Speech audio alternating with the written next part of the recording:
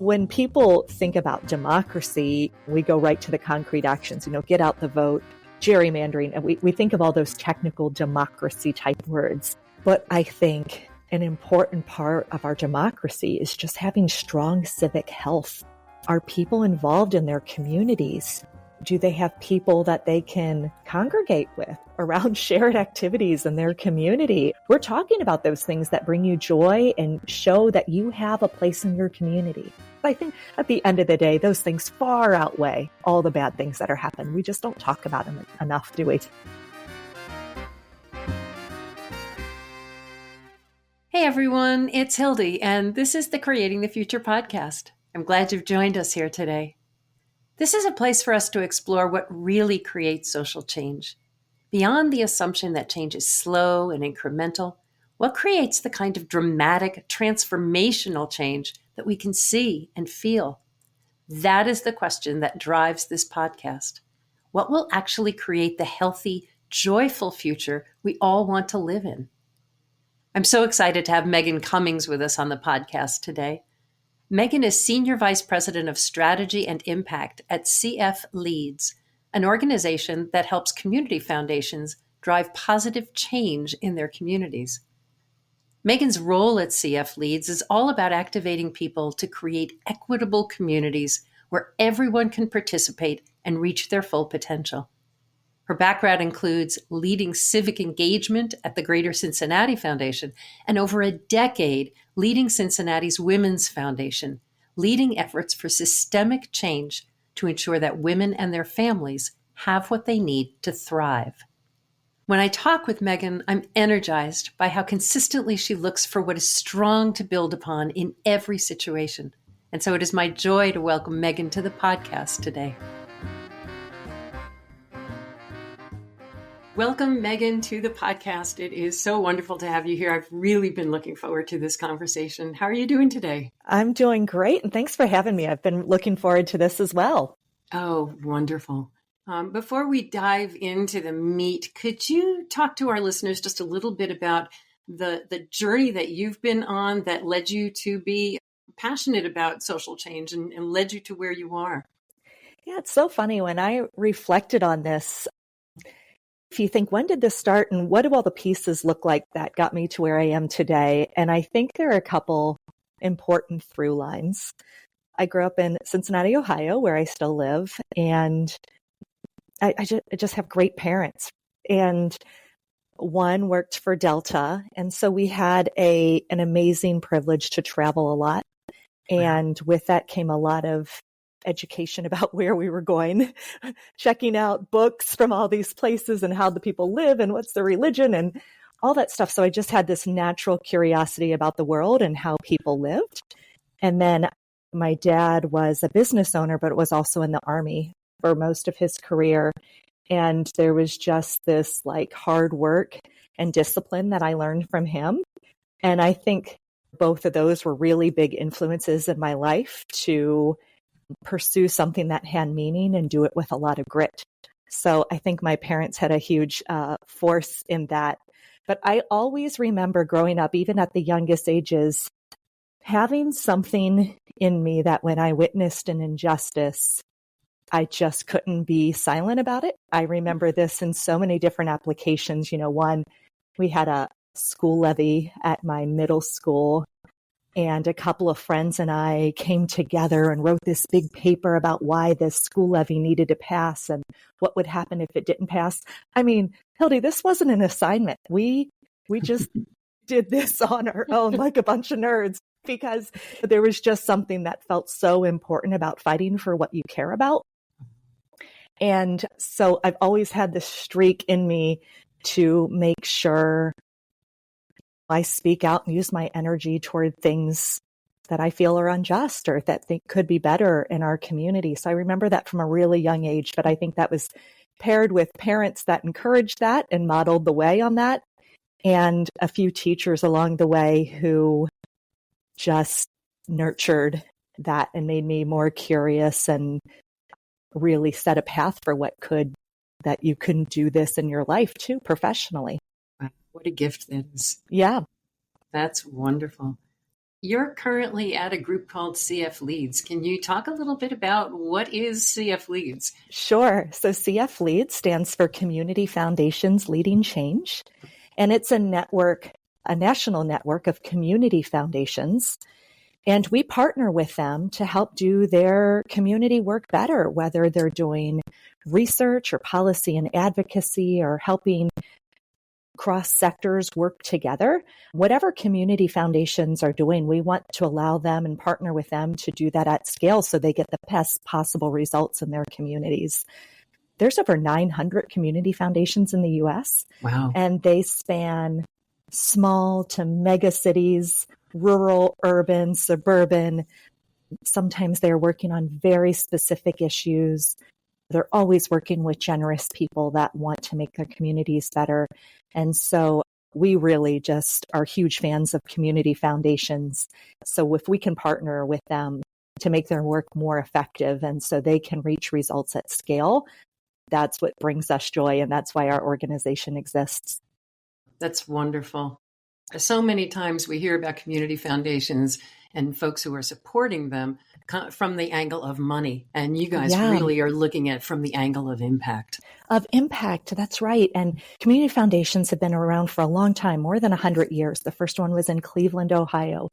And really proud of that because I'm an Ohioan. So this whole concept started right here in Ohio. And along the way, they've always provided great benefit to the community. But I think earlier on, they were much more traditional institutions that were more like a charitable bank. It was really a place for donors to put money that they then wanted to grant out in the community. And then the largest part of what community foundations do are make grants to nonprofits. Mm-hmm. And both of those things are incredibly important. But the secret sauce for CFLeads is really tapping into this heightened influence for community foundations that go beyond donors and DAFs and grant making. How can community foundations be this hub for social change? And so CFLeads really looks to these 5 practices that comprise community leadership. So we look at how do we center community voice and how do we work across sectors for the best solutions and how do we use data to inform our work? How do we marshal resources from the government and national foundations to amplify what we're able to do locally? Sure. And finally, policy and systems change. And we think these 5 levers just open up incredible power. And when we unleash all of those ways community foundations can work in their community, it far outweighs anything they can do with just their own grant making. So we get to work with people that are excited to do those 5 things every day. And hopefully, as they unleash that potential, we see really great results for their communities. Wonderful to know that such an organization is out there. I'm really, really eager now to get into the question that I ask all of my guests. Great. Which you have led right into.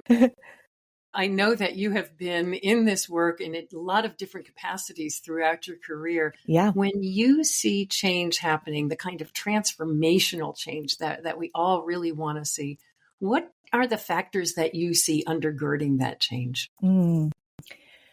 Well, I think where I've seen an enormous change happen is when each person and each sector and each organization that's involved is playing to their strengths.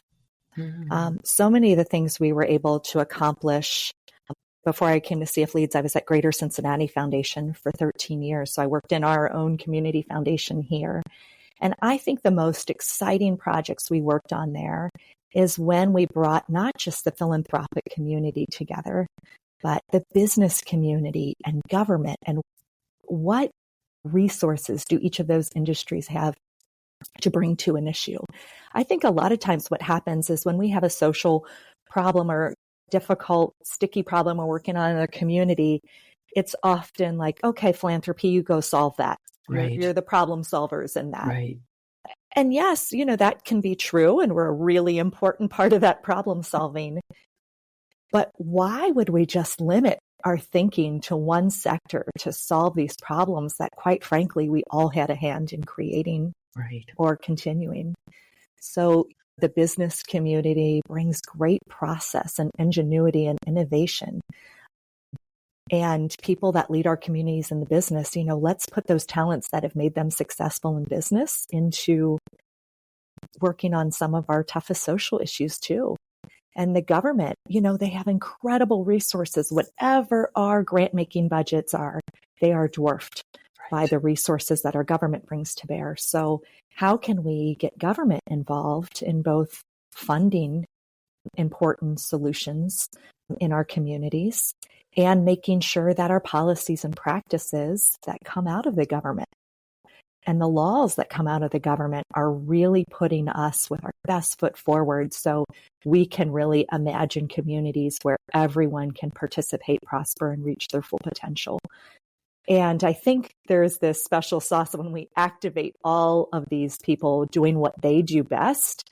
That's where our best problem solving comes from. And philanthropy often has the ability to bring these people to a table to talk and get their best thinking on the table. So I think that's a really important part of it too. But that's certainly where I've seen transformational results where everyone is working in their best skill set. Can you share an example that you've seen of that? Yeah, sure. So let's see. When I was at Greater Cincinnati Foundation, I was with the Women's Fund for a long time there, and we worked on women's economic self-sufficiency. And we did a lot of research around the issue of pay equity and pay gaps, et cetera. And one of the issues that kept coming up that is just a contributor, there is no silver bullet to these huge inequities, but there's a lot of things that go into them. And one idea that kept coming up was when someone's asked their pay history as they're applying for a new job, that often kind of tethers them back to, what they've been making. It makes it very hard for them to go forward. So when companies put an application out for a job, they know what that range is going to be for that job. They know what's in their budget for that range. So let's say they're planning to spend, let's say $40,000 to $60,000 on a position they're putting out there. And they ask you what you're making in your current position. And you say, I'm making $30,000. And they said, we are so happy to offer you $35,000 for this position. Right. Because it's more than you're making now. But what our research showed at the Women's Fund is time and time again, especially women, especially people of color, and especially women of color, they have been underpaid throughout their career, and the research supports this. So when they put that number forward, they never get a chance to shed that historic pay inequity. Right. And it's really important as we develop what jobs are paid, we're looking at what the market is demanding that job to be paid, what your education and qualifications should get you in the market. It has nothing to do with what you were making at your last job. It's really should be about what that job should be paying and what the market allows for that job. So we worked with our city council. We worked with the business community to say, we know this would be a huge change for you. What would this look like if we implemented this change?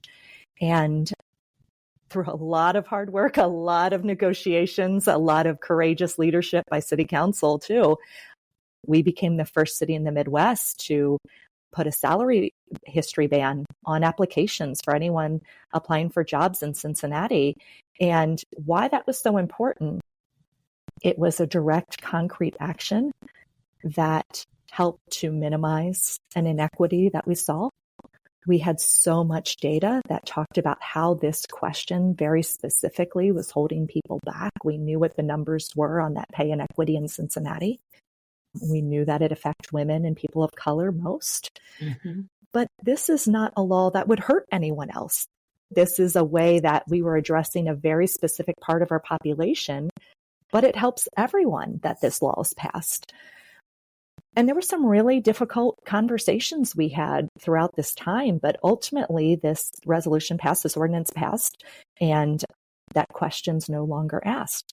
And we think that will have generational effects, but there is no way just one person could have gotten this done. It came from data and conversations and bringing different sectors together, even the ones we didn't agree with, just to say, how would this affect you? Let me really seek to understand why you don't want this happening.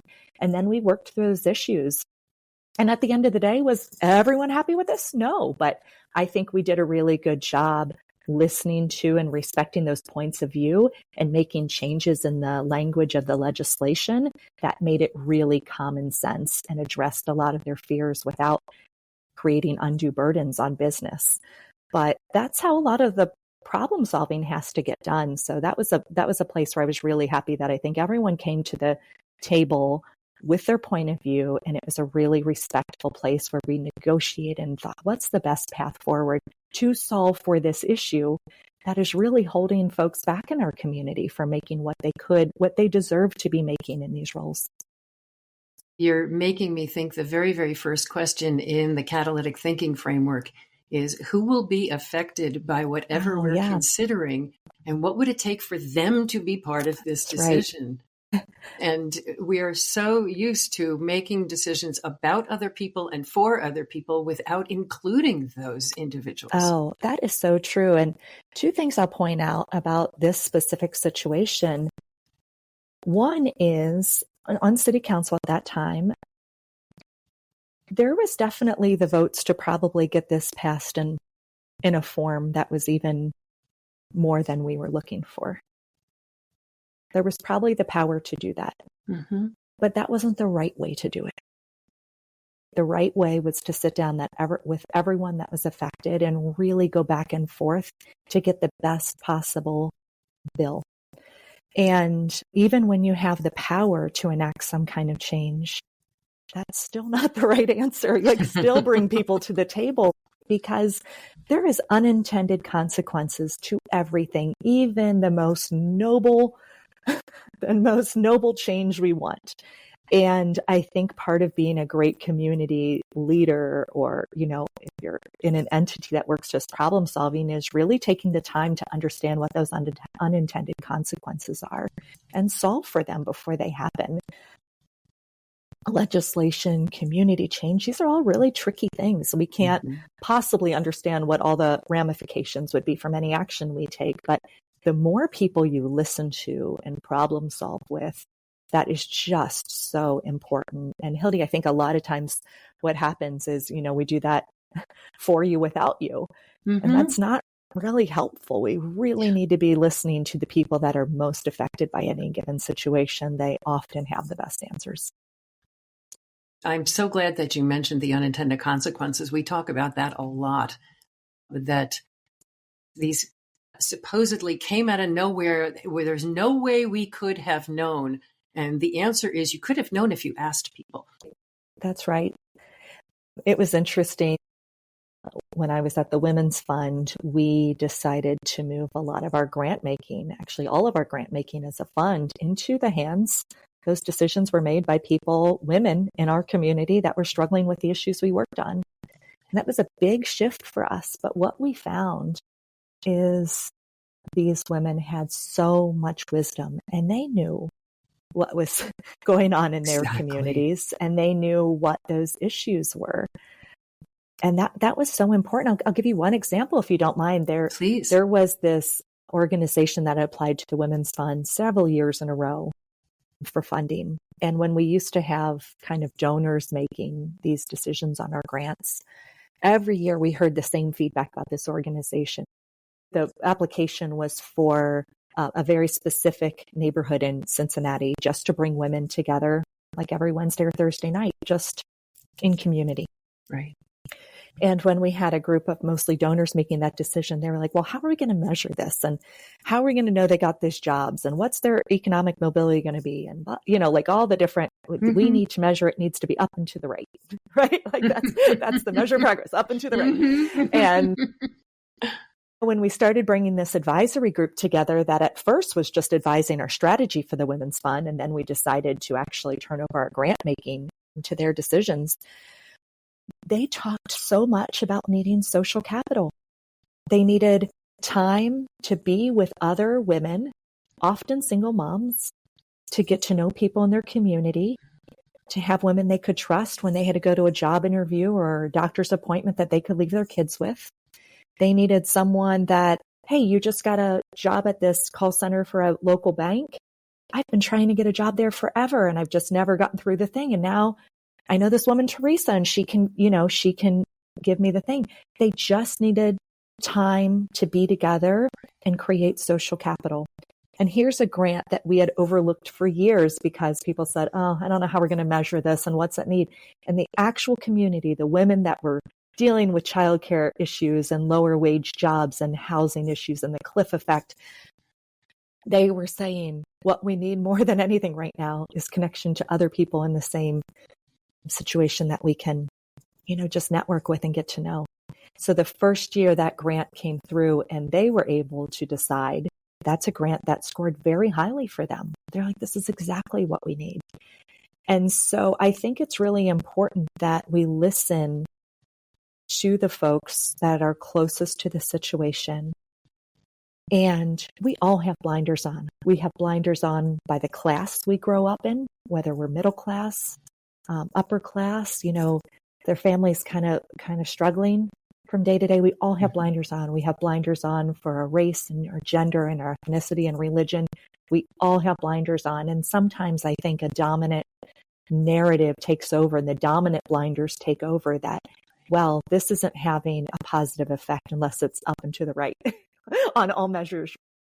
And sometimes that's actually not what's needed for community progress and to see the kind of mobility that we hope for some of these communities. That was just like such a great lesson that we can't prescribe what people need in their lives. We need to be informed by research, but we ultimately need to be informed by listening to people and talking about what they need. And then how do we bring our resources to bear to some of that? And it also helps us to align with the values that we post in our lobby. We post the old honesty, integrity, respect kind of things.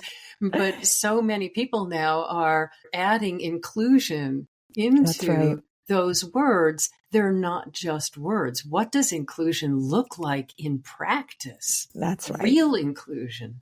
Real inclusion, and where it's not just, hey, you were included to look at this plan we've already formulated. Exactly. That happens. Yeah. Or we're including you by telling you what we're going to do after the decisions have been made.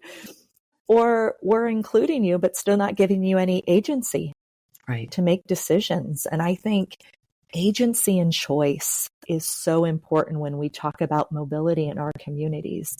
We often talk about economic mobility. That's a real subject that we work on very, very deeply at CFLeads. But along with that is, what choices do people have about their lives? And do they feel heard? Do they feel heard in society? We're just coming off of an election that, without getting into politics, I'm sure some people were thrilled about and some people were devastated about. And at the heart of it, having a few weeks to kind of reflect on where we are, I think there's a lot of unacknowledged pain in people's lives that is not being heard.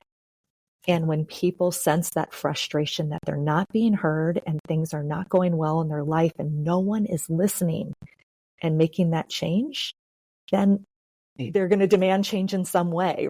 Yes. And I think we've had many times in our history where when people just feel the unacknowledged pain, they don't have agency over their own lives. They don't feel like things are getting better. That's where we see more radical change happen. And we're at a moment where I think the lesson is that we really need to come together and listen to each other's pain, no matter which side of the aisle we're on, because there's something we're not understanding across that divide. Listen to each other's pain and listen to each other's aspirations.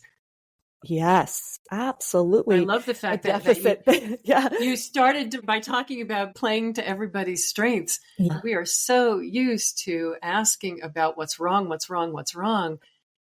There's also some power in helping people to express what they aspire to, what they hope for. That's right. Asking what is right with people's lives too, and building on that. We're working on some democracy initiatives right now that were on their way long before the election. It's not a response to anything. But when people think about democracy, a lot of times we go right to the concrete actions, get out the vote and this and that, gerrymandering. And we think of all those technical democracy type words. But really, I think an important part of our democracy is just having strong civic health. Are people involved in their communities? Do they have people that they can congregate with around shared activities in their community? Just to your point, are they doing things that bring them joy with other people in their community? And so that is a real strengths-based way to approach that, is when we talk about strong civic health, which is absolutely essential for a strong democracy. We're talking about those things that bring you joy and show that you have a place in your community. Does my voice matter in my community? Do the things that I'm involved in positively involve other people that may or may not look like me in my community? So I think you bring up a great point that it's easy right now, especially in the news cycles, to just hear everything that's wrong with everything. And it's an onslaught. We just can't handle it as humans to hear how bad everything is all the time, all around the world. But I think it's really important what you're saying, like, how do we step back and acknowledge what is right and what is working and the connections and activities that we're involved in that do bring us a lot of joy and connection. Because I think at the end of the day, those things far outweigh all the bad things that are happening. We just don't talk about them enough, do we? Oh my gosh, no. You're making me think about, when we talk about connection and community, and we think about community as these big communities, we went on vacation just recently, and my big disappointment is that every year our neighborhood, and we're in a tiny little, very middle class, very working class neighborhood, and every year in the fall, our neighborhood gets together and does a neighborhood party. Oh, fun. And we close off a street and the kids do a jumping castle. And it is one of my favorite things. And all of our neighbors come together because it's all for the kids. So people that you wouldn't necessarily see that are on this side of the neighborhood versus this side of the neighborhood, they all come together. And I was so disappointed that we were going to be on holiday this year and we were going to miss that piece. That is neighbors connecting with each other. Exactly. And so when you talk about community connection, it doesn't have to be this huge initiative. No, it can just be people so getting together. And no matter what signs they had in their yard in November, it didn't matter, right? They come together and break bread together and have fun. And we have to preserve that. We have to find ways to nurture that. Because I think that it's so cliche to say more important than ever, but it kind of feels like it's really important to make sure we don't cut people off at this moment. We have to find ways to create those moments to be together. I'm thinking back about your comments about the city council working with the business community and people working together across different ways of thinking. And we've gotten to the point where we're almost afraid of each other. Yeah. Where we talk about connecting with people in community. And the first thought people have is, well, what if I'm connecting with those people that I don't agree with?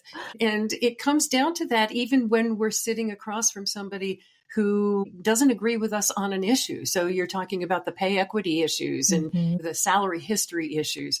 It doesn't matter what the issues are. Sometimes we're just so afraid to sit down with the people who may not agree with us. What have you seen in terms of crossing those kinds of barriers? Oh, yeah. So that's a really good question. Look, we're all guilty of this. We can have this discussion that's so civil and how we want the world to be. And I'm sure we're both guilty of thinking, oh, this is a difficult person. This is coming. I know what they believe about this. And it's the exact opposite of what I believe. And that's really, really hard.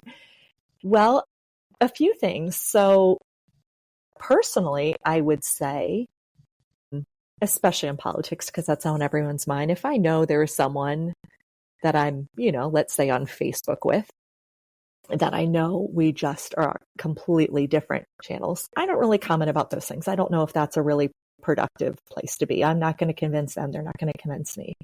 But I really look for places where I do have connections with that person. And, maybe it's our kids are really good friends, and I'll make a, comment on something they post about their kid. And it's an authentic thing, but it's aside from all that political stuff.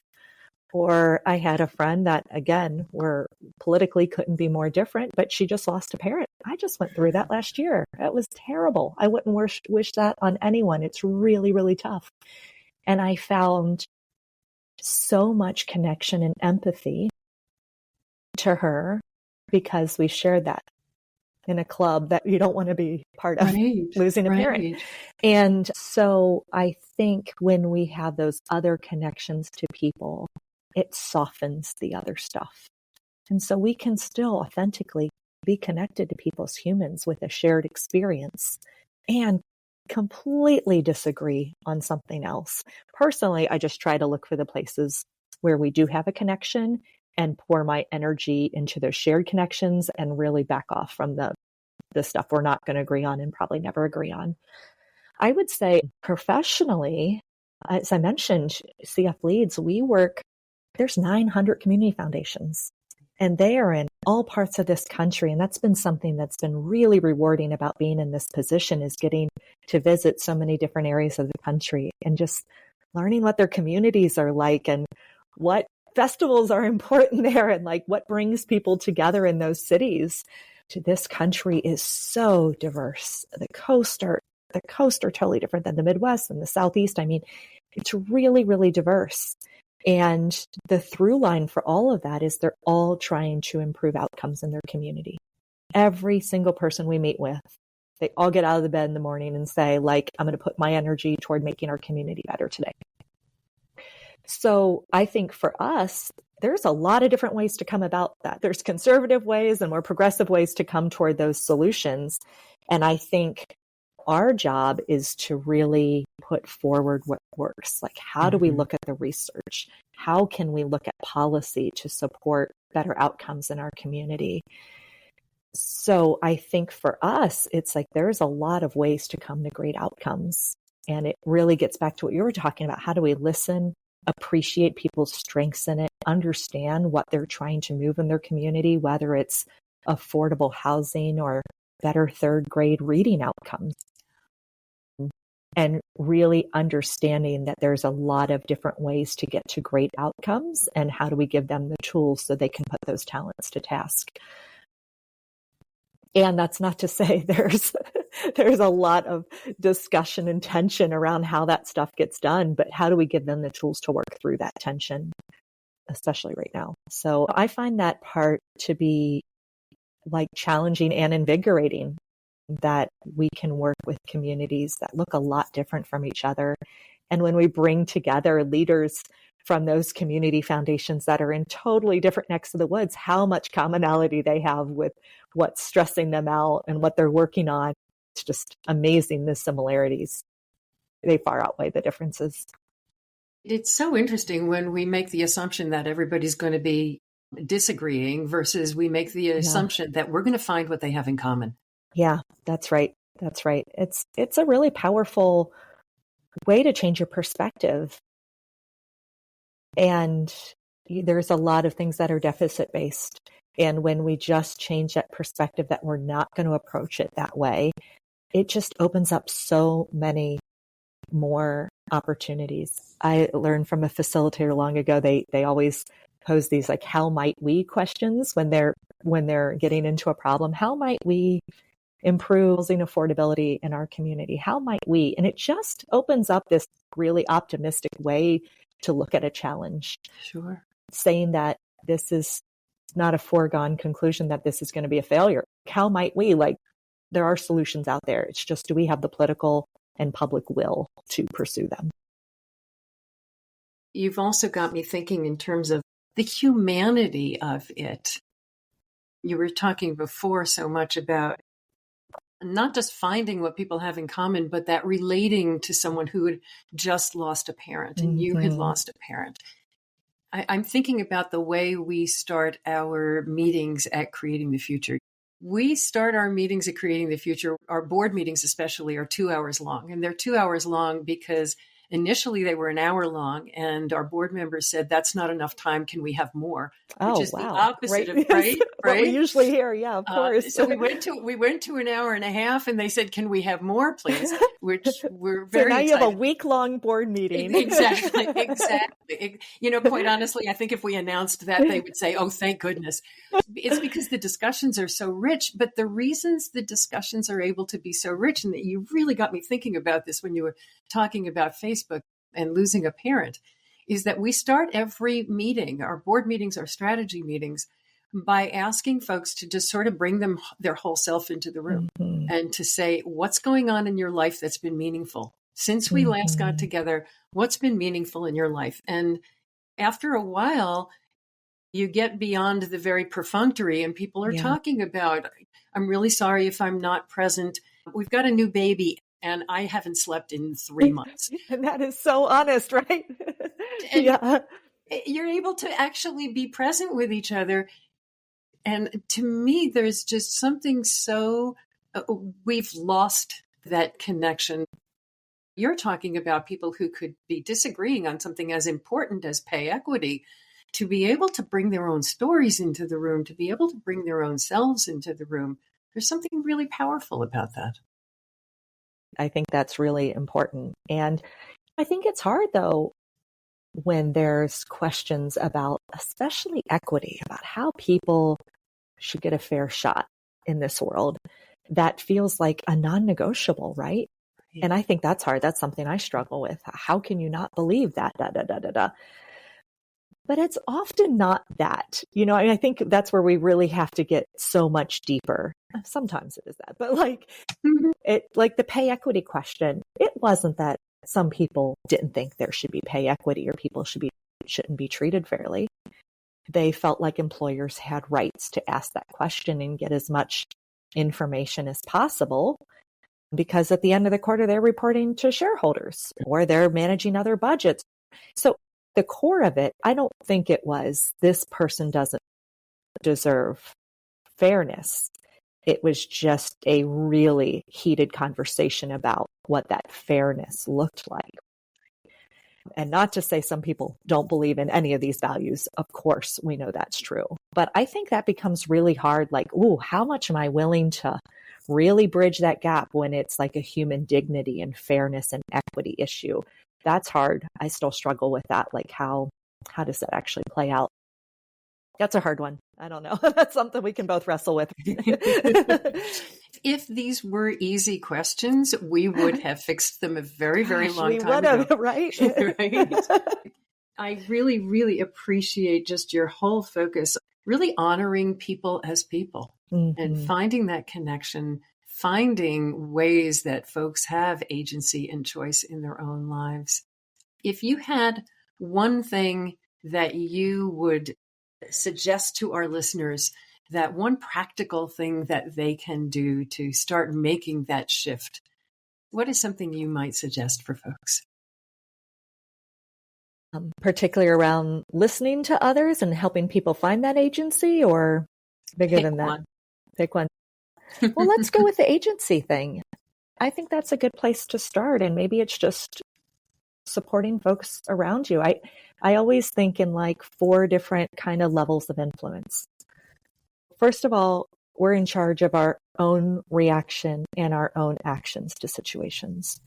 So for whatever you care about in the world, what's that choice you can make with your own actions to support that, what you care about?